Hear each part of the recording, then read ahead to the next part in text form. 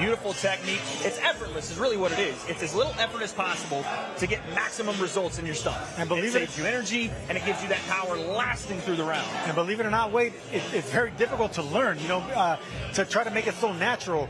Most fighters, they make a lot of noise when they punch. They grunt. It's the opposite when you have whipping power. You do it effortlessly, like you said, and it's usually you have to have technique and speed. This man has both. Todd, his first fight was against the guy in Lavelle Whittington, who on paper doesn't look like a massive challenge for your first fight. I called a Lavelle Whittington fight before he fought Rito Tsutsumi, and the kid is a dog. He took everybody that he's fought. He may have some losses, but he took them all the distance. No one's knocking him out. He's standing in front of you, throwing big-time power, always comes in shape. It's a short-notice fight for him. That's why I think Rito got a perfect test in his first fight. Tsutsumi!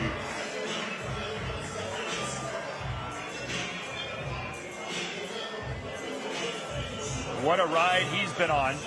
2 pro fights, both of them happening halfway around the world in New York City.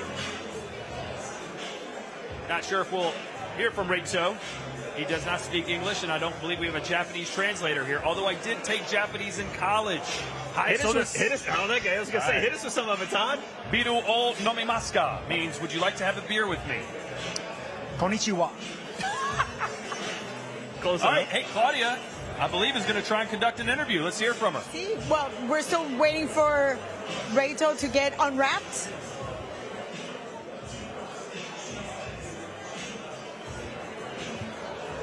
Would you mind?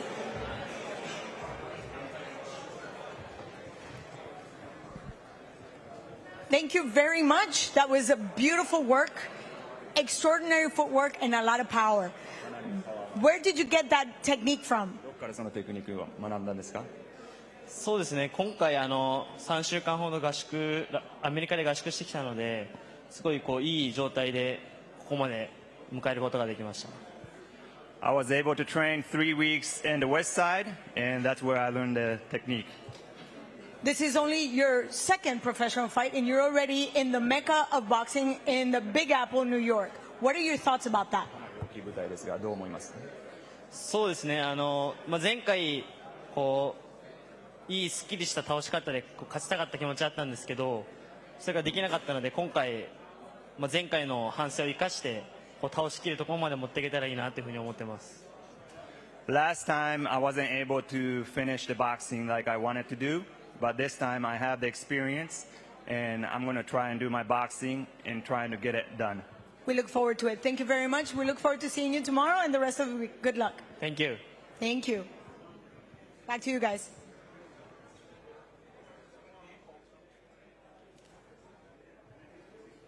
Our next fighter to the ring, competing Saturday in a scheduled 10-round light heavyweight contest.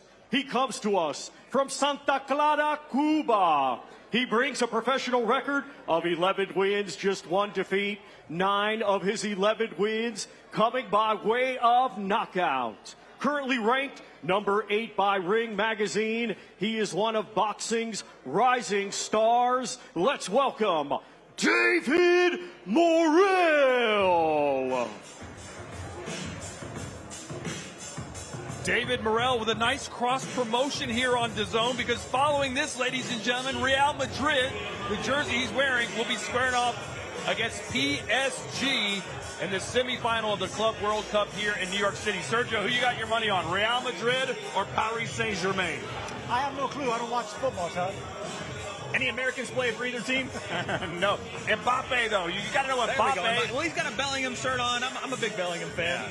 Well, let's focus on the sweet science, Sergio. Obviously, I wouldn't say his claim to fame, but he's best known for his fight against David Benavidez. He was on the losing end of a unanimous decision, but he showed spurts of why he's so good and why he can be a great champion one day. Yeah, absolutely. He was able to put down the Mexican monster, and I think he made a lot of fans, including myself. Because, like you said, Wade, a lot of these Cuban fighters, they have that pedigree. They have that slickness, that sniper style. Most of them southpaws, like we see David Morrell here. But Morrell and plenty other Cubans like Andy Cruz, they want to be entertainers. They want to go for the knockout. They're so naturally gifted, but now they're going with the power foot, the power first. So Morrell, you can bet that he's going to go looking for a knockout because he wants to steal the show. He has the charisma, he has the speed, he has the power, and the length. 77-inch reach. That's unheard of for a guy in this weight division. So power coming from that length, dangerous mix. Yeah, man, the Cubans, it's a new generation of Cuban boxing. I've seen it in the last 5, maybe 6 years. There's less emphasis on defense and being passive and being around the outside of the ropes and more on that front foot, power, entertaining, like you said, Sergio, and really looking for knockouts. And I'm loving it. You talked about Andy Cruz. And David Morrell Jr. is the same way. I think he almost gained a lot more fans in the loss to David Benavidez. Rock David Benavidez. And again, it's a loss at the end of the day. And I talked to him this week. He's not happy about the loss, but he's definitely happy for the opportunities after that fight. Thank you very much to David Morrell. Thank you very much. David, you're part of that new generation of Cuban boxers with a lot of explosivity and beautiful footwork, and you sit into your punches. Where do you get that inspiration from? ¿De dónde sacas la inspiración? Porque eres parte de esta nueva generación de boxeadores cubanos explosivos, con excelente trabajo de pies, pero aparte de eso, hay un poco de show en todo eso. Yeah, of course. You know, my inspiration is coming from my family first, always, and God too. You know, it's my girlfriends. Is every time support me. My team support me too, like the mini zero. So it's everything. You know, it's everything for me. For these people, I have the power for continue. And the boxer, and the life, everything. And in terms of boxing skills, en términos de habilidades boxísticas, what is your biggest influence to combine those two styles, the Cuban school of boxing and basically the more aggressive front foot boxing? La combinación del estilo cubano, de la escuela cubana de boxeo, con un boxeo mucho más agresivo. ¿De dónde viene esa influencia? It's my older brother. Yeah, my older brother is teaching me, and my dad too. He's teaching me every time, you know, and Alexi, my manager, told me, hey, you can do it, you know, the move, they look good, and the ring. But, you know, you need offenses too. So, you know, it's a little bit a combination. Anyways, it's my inspiration too, you know, Edgar Berlanga, Duran, Tyson. So it's like Jojo Jr. So I have it that, you know, little by little, the different boxer is in one boxer like it's me. Very nice. And I also got a chance to see a little bit of moves, salsa moves. Santa Clara is not known for boxing, for salsa. No. That's Havana. So where did you get those steps from? No. It's my city, Santa Clara. I say hi everybody, Santa Clara. Toda la gente de Santa Clara, saluda a la gente del condado, los quiero mucho. Bendiciones y nada. You know, I can dance for my mom. You know, my mom is teaching me. They say yes, also teaching me every time.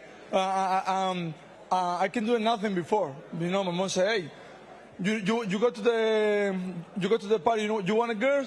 You need dance. Okay, mom. You know, it's teaching me. For my mom, I have a good life right now.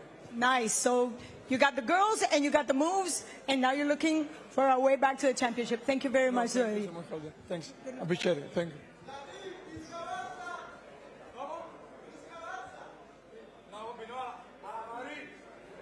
Our next two fighters competing Saturday in a scheduled 12-round contest, and it will be for the WBC Super Lightweight Championship of the World.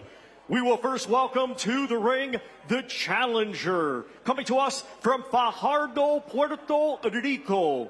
He brings a professional record consisting of 22 wins, 2 defeats, with all 22 wins coming by way of knockout. Currently ranked number 6 by Ring Magazine, he is the former IBF Super Lightweight Champion of the World. Let's welcome Subriel, el orgullo de Martinillo, Matias.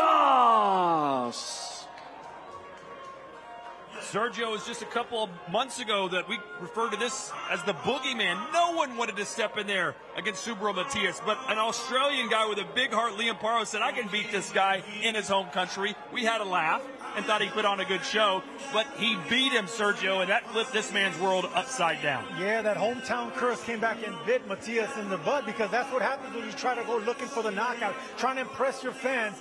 You forget about the boxing. Liam Paro came with the game plan, executed all the way to the end. Matias learned from that, got embarrassed for that because he was on the biggest stage, came up short in front of his Puerto Rican fans. But the power is back. That knockout ratio is back. The fact that he breaks down fighters. He doesn't go looking just for one punch. He systematically beats down fighters, and that's what we want to see from this boogeyman. I still think he has the boogeyman reputation in him. He just needs to keep the knockout streak going. Yeah, I mean, listen, Subriel Matias has put down everybody in every win he's ever had. So that's what his go-to is. Now, you're fighting Alberto Puello, who is not going to be a one-punch knockout night for you. You're going to have to figure out that puzzle. And no one has been able to figure out Alberto Puello. He's had some close fights. He's been in some tough fights, but he's a winner, Todd. He is a winner. And for Matias, the same things that plagued him with Paro could plague him here if he hasn't learned, Sergio. Well, let's just, I asked Subriel Matias, I said, listen, is Liam Paro better than Puello?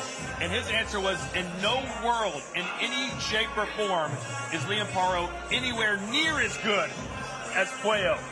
So what does that say about what Matias has to do Saturday night if he's going to have to beat a guy that is way better than a guy he just lost to? Listen, he just lost to a southpaw. Puello is a throwback, old school style southpaw. And you can see right here, Subriel Matias shadow boxing in the left-handed stance this entire time. I can expect him to go orthodox and southpaw against Puello. Puello doesn't like fighting on the inside. This man needs to get on the inside. So in order to do that, he's going to have to fight a little bit more squared up. The thing about Matias is he knows how to punch in a little square. He doesn't overload on punches. That actually works. Works really good when you're on the front foot. Matias Thank you very much in this fight. to Subriel, el orgullo de Maternillo, Matias. The pride of Maternillo, Subriel Matias. Thank you for joining us. Great display, but that doesn't show us the power you actually pack. 22 victories, 22 knockouts. How important is to have that tool right there in your pocket for Saturday? El orgullo de Maternillo está con nosotros. Gracias por estar aquí. Bueno, acabamos de ver un excelente show de lo que tú puedes hacer, pero no nos da una idea de tu poder. 22 victorias, 22 knockouts. Este elemento, ¿qué tan importante es tenerlo en el bolsillo para el sábado? Pues mira, para serte honesto, los negocios solo son números. Creo que estoy ansioso de enseñar y demostrar la sorpresa que les tengo. Those are just numbers. I am very anxious and very anticipating the kind of show that I'm going to bring on Saturday.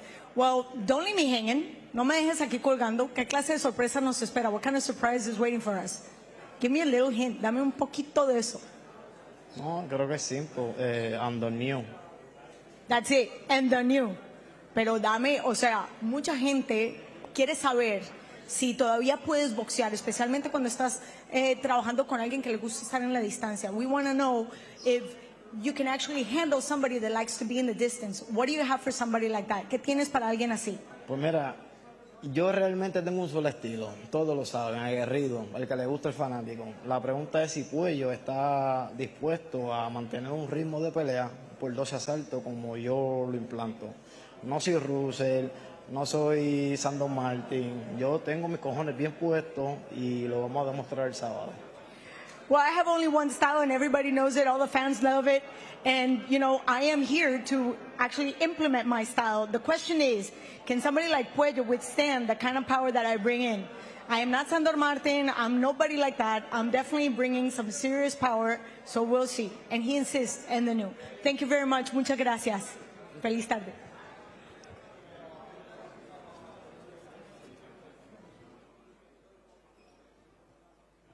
And now let's welcome the defending world champion, coming to us from San Juan de la Maguana in la República Dominicana. He brings an undefeated record with 24 wins 10 of his 24 wins coming by way of knockout. Currently ranked number 2 by Ring Magazine.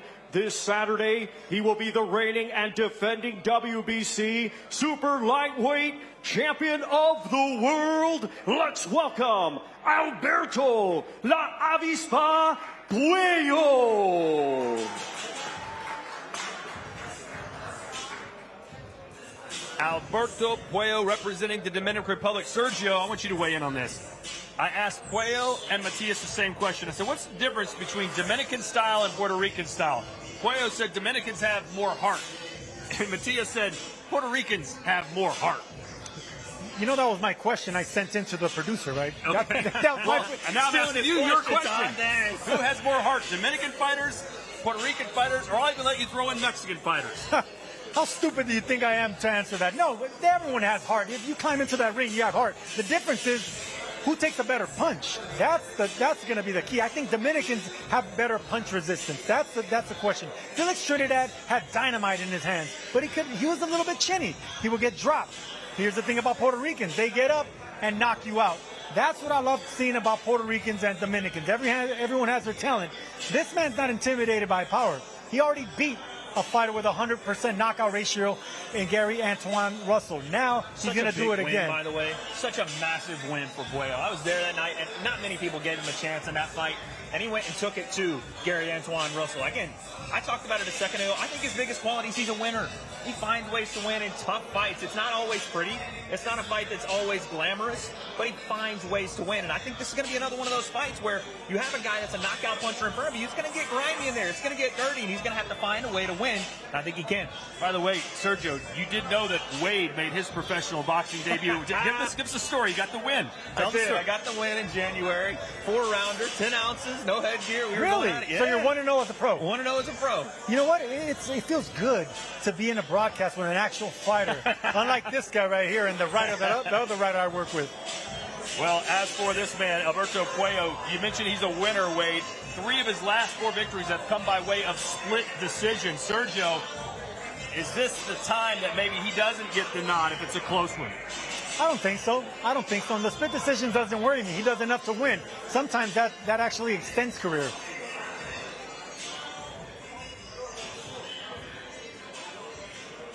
Thank you very much to Alberto La Avispa Puello. La Avispa, the Wasp. Great display of movement, but what we don't really get a chance to see is the intangible, the grit, the heart that you actually bring to fights like this. How deep are you going to have to dig to face somebody like your opponent this occasion? Gracias por estar con nosotros. Obviamente la avispa, eso significa muchas cosas. Acabamos de ver excelente movimiento, pero lo que no vemos en esos intangibles. Vamos a hablar de qué tan profundo tú tienes que en realidad entrar en tu alma, en tu espíritu guerrero para llevarte victorias como la que te vas a tener que llevar el sábado. Bueno, tú sabes, yo soy un boxeador que me gusta mucho llevar el arte del boxeo, darle que no me dan, pero creo que un oponente como el que tendré este 12 de julio va a sacar la verdadera avispa que traigo por dentro y estoy preparado para eso. Well, I'm a student of the sweet science of hitting and not getting hit, but I think having an opponent like Subriel Matias on Saturday is going to bring the real wasp from within me to take that win on Saturday. And of course, it's a very important moment for you. You come from straight wins, all by decision, very, very difficult. You actually took those wins from the last minute, but you're in Puerto Rican land. How important is it for you to decide that towards you, to sway the pendulum on your favor? Vas a estar obviamente en terreno boricua. Vamos a estar aquí en la cola del pan. ¿Qué tan importante es llevar ese péndulo a tu favor? Bueno, ¿qué te digo? Terreno boricua, pero también terreno dominicano, ya que acá tenemos muchos dominicanos y sé que voy a estar recibiendo el apoyo de todos ellos. Yo sé que va a ser una guerra y vamos a echar la guerra. Well, yep, it is Puerto Rican territory, but it's also Dominican territory because there's a lot of Dominicans here. So I know I'm going to have the support and the love of all the Dominican people. But with that being said, you need to call them out. You need to have them come and support you. Así que te doy la oportunidad para que tú llames a tu gente de allá de la Bella Quisqueya a que venga a apoyarte. Bueno, hacerle el llamado nuevamente a todo el dominicano acá que venga a apoyarme, compre su taquilla. le voy a seguir demostrando al mundo por qué el Alberto Puello va a seguir siendo campeón y por qué aún lo es. Well, he's making a good call, a strong call to all the Dominican people to not only to come to see the fight, but also to join us on the zone, because he's going to give them a real reason as to why they need to celebrate him, because he's going to maintain his championship. Gracias, muchas gracias. La mejor de la suerte. Nos vemos mañana. Gracias. Best of luck. See you tomorrow.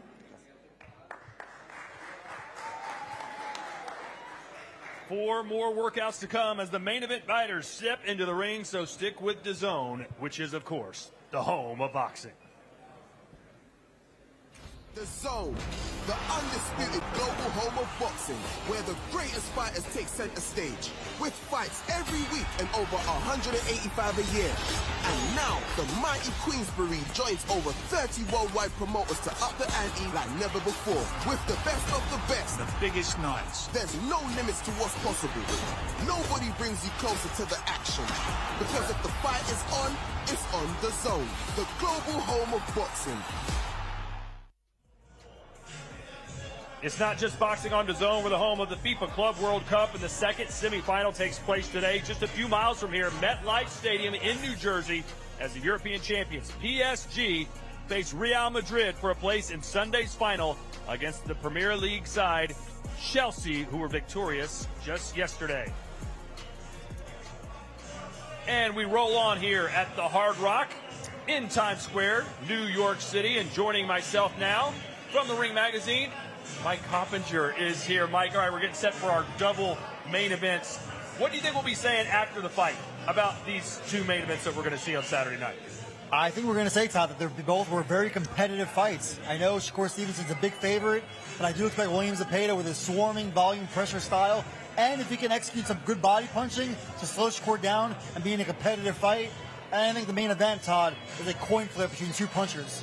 I think body punch is going to be key for Shakur, actually, Mike, because, you know, he's very cheetah-like going in and out, and Zepeda's going to want to break that distance.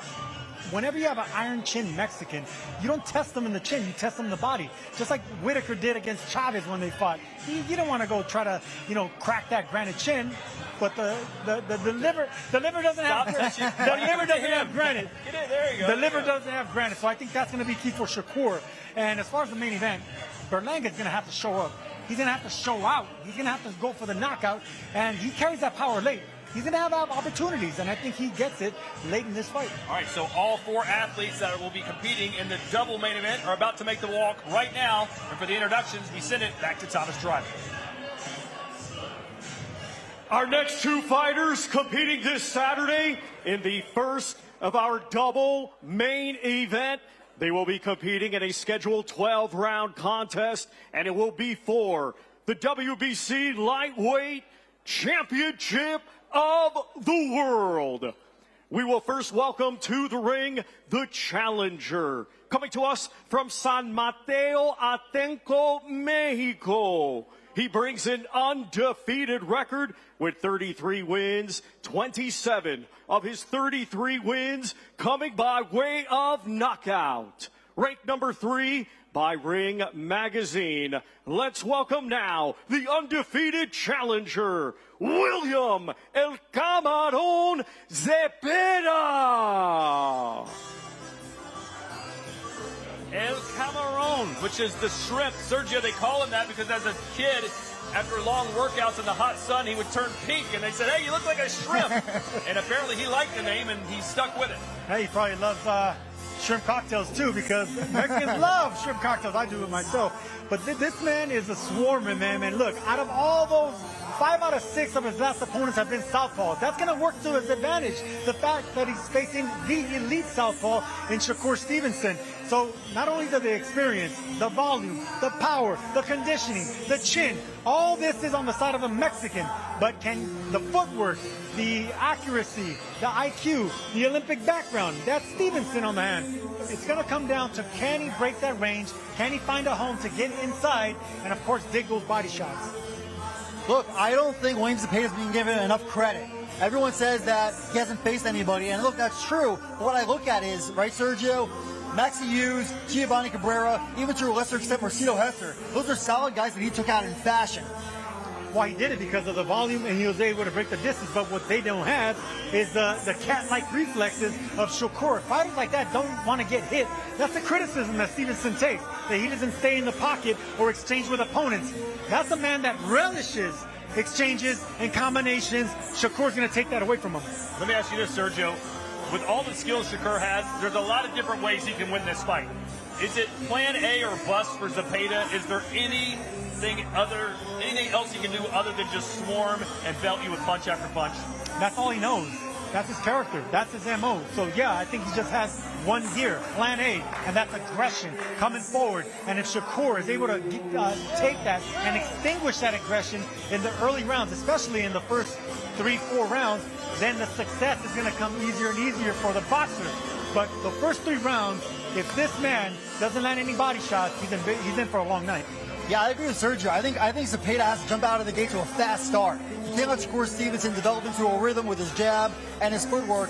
And look, Shakur Stevenson, he fights like Mayweather. Obviously, he's not on Mayweather's level, and Zepeda's not on the level of Maidana and Castillo. But that's what I look at here. If Zepeda can kind of emulate Castillo and Maidana in those fights against Mayweather, he has a real shot. I want to see him pushing Shakur into clinch, maybe some dirty tactics. He has to be the bigger, stronger bully in there. Rough tactics. I hate the word dirty, because if you can get away with it, then do it. So rough tactics. That's your motto in all of life, isn't it? Absolutely. Look, Evander Holyfield used his head. Timothy Bradley used his head. These are Hall of Famers. So are you gonna? That's right. You in the street. But look, that's the thing, man. If you can get away with it, with rough tactics, get on the inside and wrestle, maybe even borderline shots. Bernard Hopkins was the king of borderline shots. Then you get away with what you can get away with. This man, if he breaks that range and is able to start landing punches on the shoulder, on the biceps, on the hips, they don't have to be clear. That's success for a Mexican style. So the early round's going to be very crucial. Yeah, I think Zepeda has to maul Shakur Stevenson. He has to be all over him, and he has to be ripping shots to the body. I think Zepeda will have learned a lot from those 22 rounds of Tevin Farmer. I think it's lazy to look at Tevin Farmer getting knocked out in one round by Schofield and saying, oh, well, Zepeda couldn't do much against Tevin Farmer in 22 rounds. How is he going to do anything with Shakur? That's not how this works. All right, so William Zepeda has finally stopped throwing punches, but don't expect him to do that on Saturday night. That is what he is known for, as he steps over to speak with Claudia. Thank you very much to William El Camarón Zepeda. Thank you, Todd. So we've had a lot of fighters that are influenced by the Mexican style, the Puerto Rican style. You, on the other hand, have the typical Mexican style, but you've been influenced by the Cuban school of boxing. How has that changed your style? Tenemos muchos boxeadores que están obviamente influenciados por el estilo mexicano, el estilo boricua, pero tú eres todo lo contrario, con un estilo muy depurado mexicano, pero has incluido la escuela cubana de boxeo. ¿Cómo ha cambiado eso tu estilo? No, pues ha sido un beneficio muy importante para mi carrera, ya que hemos combinado ese estilo mexicano, pero también el cubano. Entonces, creo que eso es lo que me ha ayudado a llegar hasta donde estoy. Mis entrenadores me han enriquecido de muchos aspectos técnicos que, pues, aquí estamos. ¿Cómo cuáles? Pues más mantener la distancia, pero también buscar la pelea, el trabajar al cuerpo, hacer combinaciones, pero largas. Entonces, creo que eso es lo que nos ha beneficiado. Yeah, that style has definitely benefited me in my career, and that's one of the reasons why my trainers have actually helped me to get to where I'm at. And he specifically mentioned that the combinations make them nice and long, and obviously be able to fight in the distance and also let the opponent come into the short. With that being said, on Saturday, you're fighting somebody that's very fast, very agile, with a lot of mobility.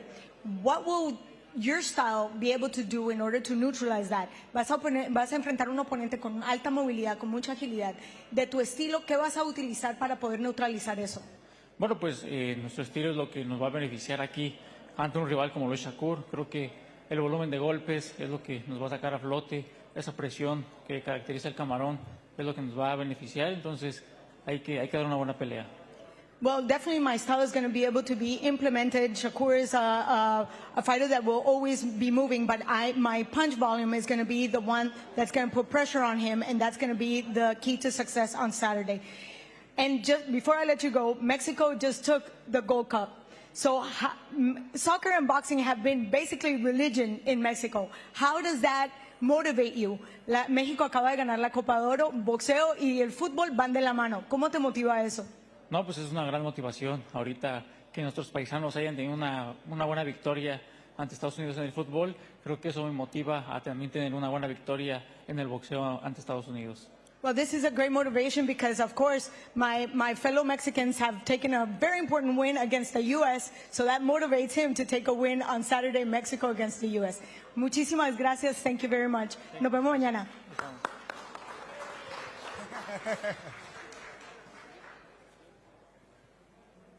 And now let's welcome to the ring the defending world champion from Newark, New Jersey, a 2016 Olympic silver medalist, now undefeated as a professional with 23 wins, 11 of those 23 wins coming by way of knockout. Ranked number 2 by Ring Magazine.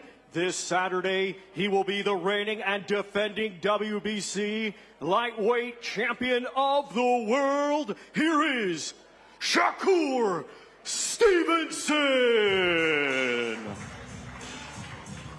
You know, there have been some great rivalries all time in boxing. Ali Frazier, Bo Holyfield, Gotti Ward, and now we've got Shakur versus Coppinger. What is going on, Mike? Every interview he seems to talk about you. You're posting memes about him. Where did this beef come from between you two? No beef on my part, Todd. You know how it is. A lot of fighters can't take the truth.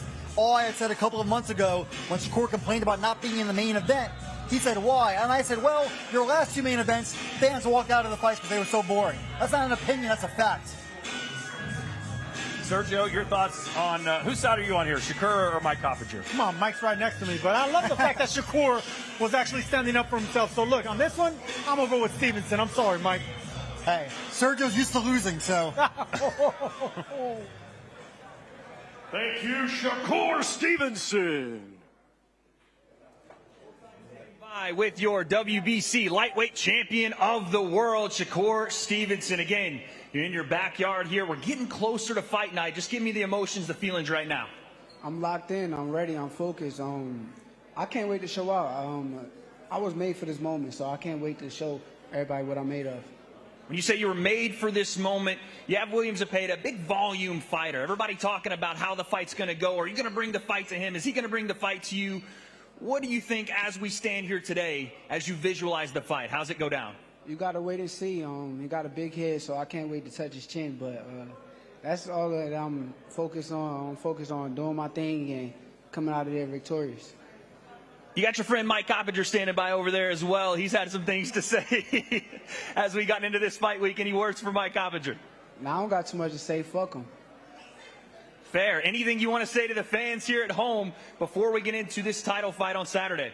For the fans who've been supporting me, I appreciate y'all. Y'all the ones who I do it for. Y'all the ones who I get up and make sure I do them 8-mile runs, and the hard work get put in because of y'all, because y'all stuck with me through my dark times. So I appreciate y'all. We're going to have a party on Saturday. One more time, folks. Give it up for your WBC lightweight champion, Shakur Stevenson.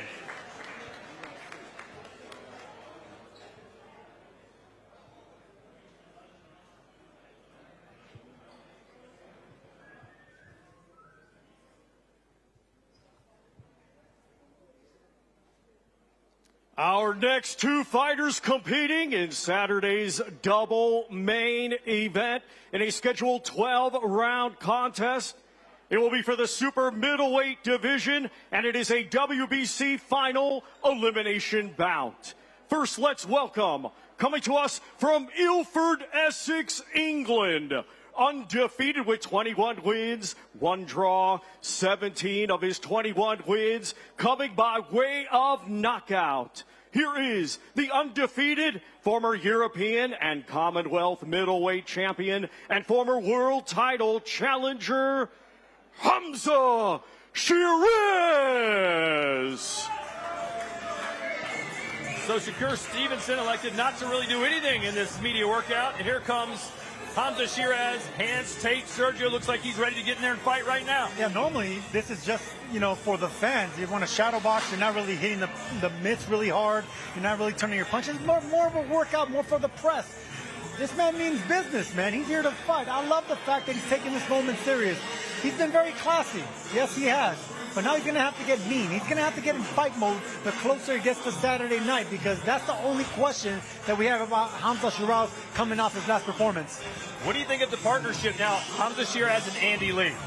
I think it's a great move for Hamza Shiraz. He was with Ricky Fuentes before this in California. Now he's in Dublin. And I asked Hamza Shiraz on earlier this week about the advantage of having a former world champion in his corner. He's feeling confident, and we saw the kind of work Andy Lee has done, Sergio, with Joseph Parker. Andy Lee deserves more credit as a trainer. He will get Trainer of the Year. He was a former world champion. He's going to be a great cornerman, but he brings strategy. And the fact that this man is a tall, lanky puncher, just like Andy Lee was, but from that southpaw stance, so it makes sense stylistically. Hamza Shiraz is going to have to fight from the outside. He's going to have to keep and control the distance and the pressure of Berlanga. Berlanga's going to want to get in the inside, mix it up, loop the shots over the top. That's another thing that Shiraz is going to have to watch out for. The around the glove punches. Everything's not going to come forward and straight. That's what Adames has success is. You can bet that a trainer like Andy Lee prepared for that strategy, and they got him ready for this fight. Yeah, look, for Edgar Berlanga, we know what he's going to bring to the table. There's no surprises. He's going to be winging bombs in there. He's going to be coming forward. But Berlanga hasn't really been able to show that power on the top level. Obviously, Canelo Alvarez is on this level, but Hamza Shiraz is a level above most of Berlanga's opponents. If you were fighting as Hamza Shiraz, how would you approach Berlanga, especially in the early few rounds? We know he has 16 first-round knockouts. I'll be honest with you. I would go Berlanga. I would go to him early. I would go after him like I'm gonna make it a war, and then take that war away from him. So I would say the first 2 rounds come out aggressive. Punch and dip. Don't exchange with Berlanga with 2s and 3 punch combinations. One hard one, dip, clinch, walk him back. That's another thing. Bullies hate being walked backwards. They like to be on the front foot. So if Shiraz was able to clinch and walk this bully back, walk the monster back, show him who's the boss in there, these are the tactics I want to see early from that man right there. Yeah, I'm with Sergio. I want to see Shiraz light on his feet. I think he should be turning Berlanga, and Berlanga's not a guy that's going to fight going backward. Push him back, like Sergio said, pump his jab out, and reset. What did we learn about him in that fight against Adames? He said he hurt his hand.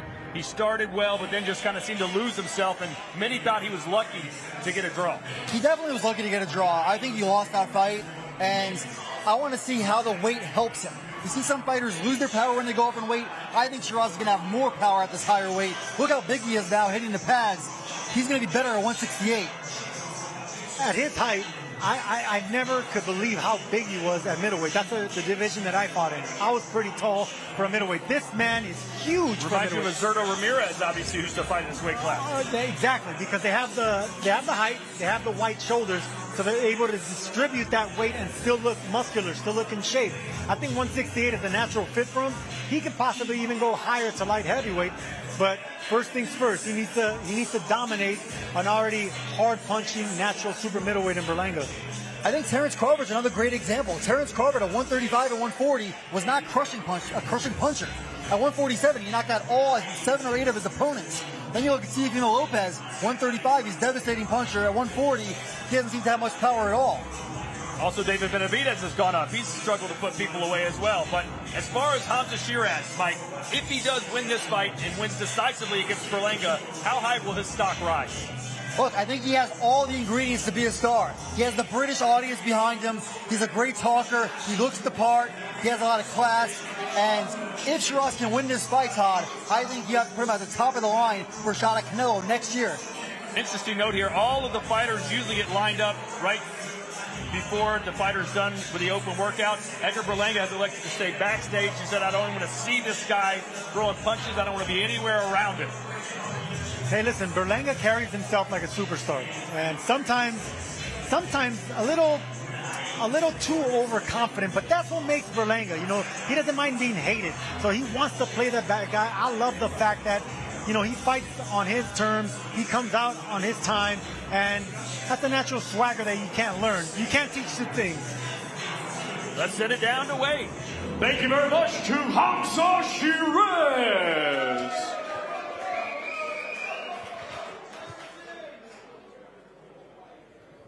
And I'm here with Hamza Shiraz, getting the hand wraps off as we do this interview. Just walk me through what you wanted to show the people there in that open workout. Just a little bit of what I've been practicing on. This is my first time I've ever actually done pads at an open workout. Yeah. So it was interesting. It was good. You were cracking the pads there. You want to show some power to the people here in New York? First time in New York, why not? Makes sense. Now, I want to talk to you about change. Right, a lot of change. You moving up in weight, you with the great Andy Lee in Ireland now. How is that going to affect this fight in a good way going into Saturday night? I identified after the last fight the changes that I felt needed to be made, and Andy and the move up in weight was one of them. Talk to me about the face-off that happened right back here yesterday. It was a long, intense face-off. Some words were exchanged. What did you see and what did you feel in that moment? Where you got to remember now, it's been a camp where a couple of days from the fight night, tensions are high. We just want to go in there and get cracking. Anything you read from him in that face-off? Not really, not really. Energy as I expected, and hopefully we both bring it fight night. You know, tomorrow the gamesmanship's going to be on in that press conference. How do you prepare mentally for whatever Edgar Berlanga brings? To be fair, I don't need to.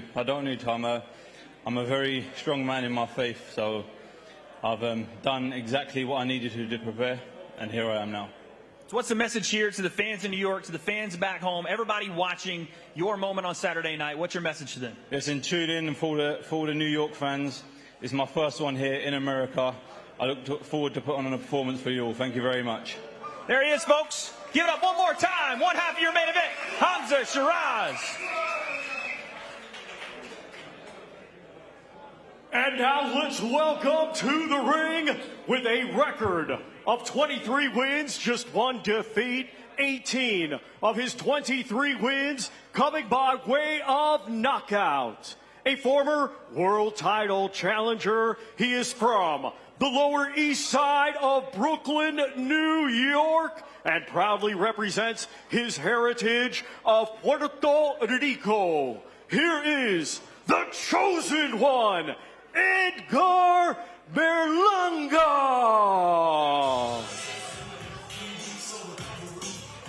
Did you see how cool that Hamza Shiraz was, just leaning back on the ropes so lackadaisical?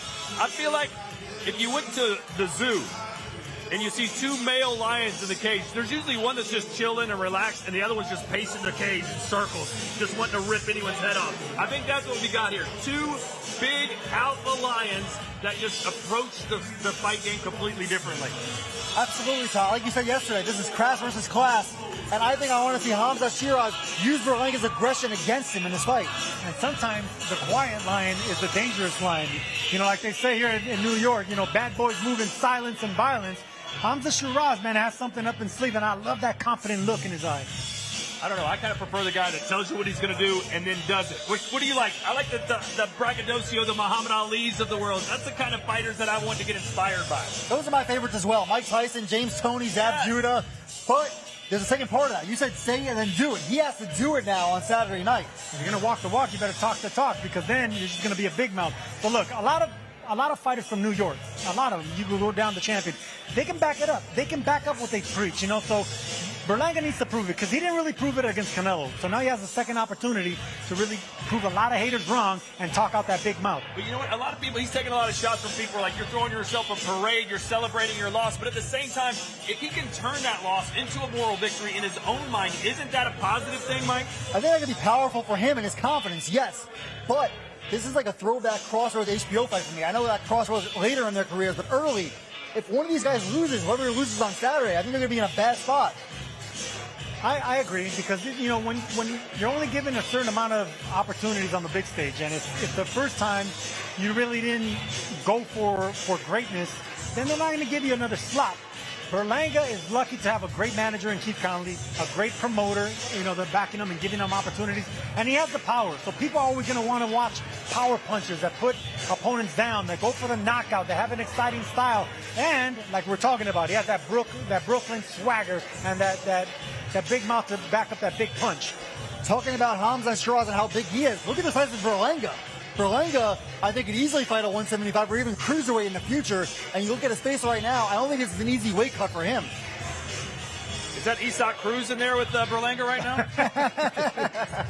Sorry, Pitbull. Just a little joke. Good to see Edgar Berlanga bringing the family on board. Good to see the softer side of the man who represents Puerto Rico but fights out of Brooklyn, New York. And Sergio, he keeps hyping up this as a home fight for him. He says the crowd is going to be electrifying. There's no way Sheeraz is going to be able to beat me in front of my people. You fought in front of your home crowd before. Sometimes it doesn't go the way you want. No, you can ask any fighter. I mean, it backfired on Katie Taylor. It backfired on Subriel Matias. It backfired on me plenty of times. There's something about too much pressure because you want to go out there and have the best performance for your hometown fans. But when you go looking for the knockout, that's when you are vulnerable to getting hit and getting knocked out. So Berlanga, I think, learned from that Canelo fight. I think he's going to check that swagger. He's going to check that bad boy, braggadocious way about him. And if he can just go out there and maintain his discipline, go for the knockout and still get it, then that's how you prove your point to everybody. So Edgar Berlanga winding things down, our final fighter of the media workout today as he gets set to take on Hamza Shiraz in the main event live from the Louis Armstrong Stadium of the U.S. Open Tennis Center in Queens, New York. First time a fight's ever been there. Mike, why choose that venue, do you think? I think it's a great venue. It's going to look great on TV. I think tennis centers are often some of the best boxing venues. My favorite boxing venue is StubHub Center, and I think now it's called the Dignity Health Center or whatever it is in LA. I think it's going to be a great sightlines and great atmosphere, Todd. Thank you very much to the chosen one, Edgar Berlanga. Give it up, folks. Come on over here, Edgar. A very interesting open workout there. I saw the hooks, I saw the uppercuts. What was that other move that you were doing there? That's what I'm going to do to Sheeraz. Okay. Okay, one of those. You might have to teach me. I'm not too well versed in that area, so. Yeah. Yeah. Okay. Hey, yo. So when we do this open workout, it's a great amount of fun. We had family in the ring here. Who was that little man that was walking around? That's my baby Chosen. That's nice. Chosen Berlanga. You've been teaching him a little bit. Yeah, he's learning something. Yeah. You know, he loves boxing. Yeah. What can I say? Well, talk to me about what obviously you're having fun in this open workout, but what your intentions are on Saturday. It's been very calm leading up so far, but as the days get closer, things get more intense. How are you feeling as we're just days away now? You know, just locked in, man. I'm excited. Yeah. I'm excited. I'm back home in my city. You know, tomorrow's the press conference. So every day, you know, as we get closer to the fights, more I'm getting locked in mentally, you know what I'm saying? Yeah. Because I want to perform. I want to look good. I want to shine. Superstar status, you know what I'm saying? Sharp, you know, look amazing. Speaking of tomorrow at the press conference, there's been some talk about you and Oscar De La Hoya getting to see each other face-to-face in person. Any words for Oscar? Fuck Oscar De La Hoya. Fuck you. I'm going to see you tomorrow. We're going to smack the shit out of you tomorrow. So... Okay, then. Well, let's talk about the fight itself. Fuck Oscar. There you go. The fight itself. Fuck Oscar. On Saturday, you're going to be using your hands against Hamza Shiraz. Fuck Sheeraz, too. Any last message for him? He's a fucking Muppet. You went with the UK one. Okay, I like that. He's a Muppet, for sure. What would y'all say in New York? Not Muppet. What would you say? Oh, he's a dick eater. Oh, okay, never mind. Hey, I appreciate you. Edgar Berlanga, one half of your main event. You'll see him on Saturday. Let's go. You couldn't just let him say Muppet. You had to dig deep. Way digging deep. Couldn't just let him get away with Muppet. Oh, well. Hey, we're getting ready for a huge fight night on Saturday, but the following weekend, just as big, if not bigger. Take a look at this. Live only on DAZN. Usyk versus Dubois 2. July 19th. He silenced Britain's best. Usyk, the Brit Breaker, fighting for greatness, for the flag, for legacy. But now, the dynamite is ready to explode. Dubois, reborn, sharper, stronger, a weight of a nation on his shoulders. July 19th. Wembley roars beneath the lights. Who will become undisputed heavyweight champion of the world? Usyk versus Dubois 2. Live only on DAZN. Buy now at DAZN.com/boxing.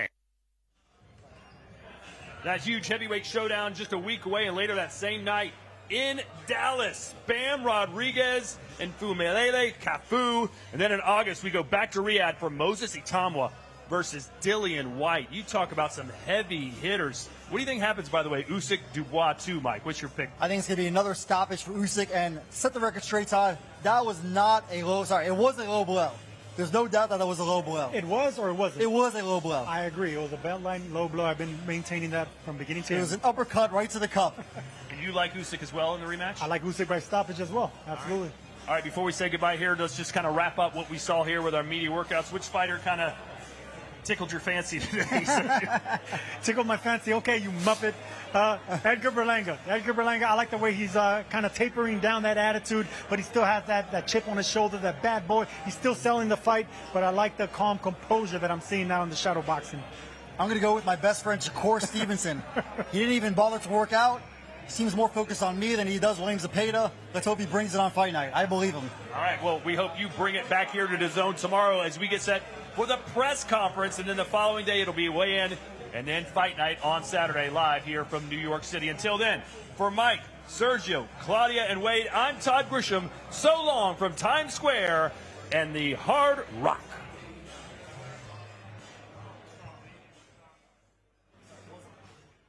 Live, only on DAZN, July 12th. Ring 3, Berlanga versus Sheeraz and Stevenson versus Zepeda. They're in their prime, they're hungry, and they're done being called the future. Berlanga versus Sheeraz, Stevenson versus Zepeda. Ring 3, live, only on DAZN. Buy now at DAZN.com/boxing.